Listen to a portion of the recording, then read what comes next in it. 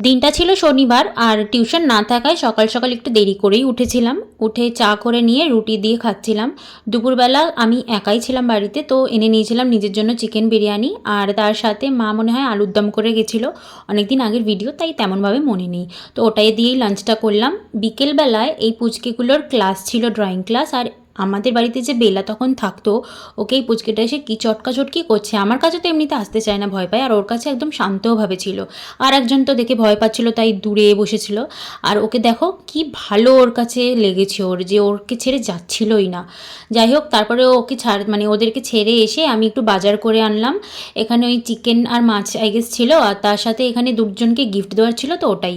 আর 7:15 মতন বাজছিল। তো আমি তাড়াতাড়ি করে বাসনগুলো যেগুলো মেজে রেখেছিলাম ওগুলোকে সাইড করে রেখে না, আমি চিকেনটাকে আর মাছটাকে ধুয়ে রেখে দিয়েছিলাম। তারপর আবার গেছিলাম বাজারে মাকে আনতে।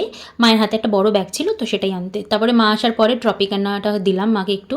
আর আমি সেদিনকে পায়েস করেছিলাম, কারণ পরের দিন ছিল মাদার্স ডে। তো মাকে না জানিয়েই করেছিলাম, কিন্তু মা তো এসে দেখেই নিয়েছিল, তো আমাকেই ফার্স্ট একটু টেস্ট করালো।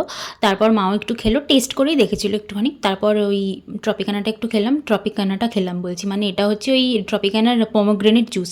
তারপর আর সন্ধ্যে থেকে তেমন ভিডিও করিনি, মা আর আমি একসাথেই ছিলাম। আর তারপরে ডোরেমন দেখতে দেখতে ভিডিওটা শেষ করলাম। টাটা।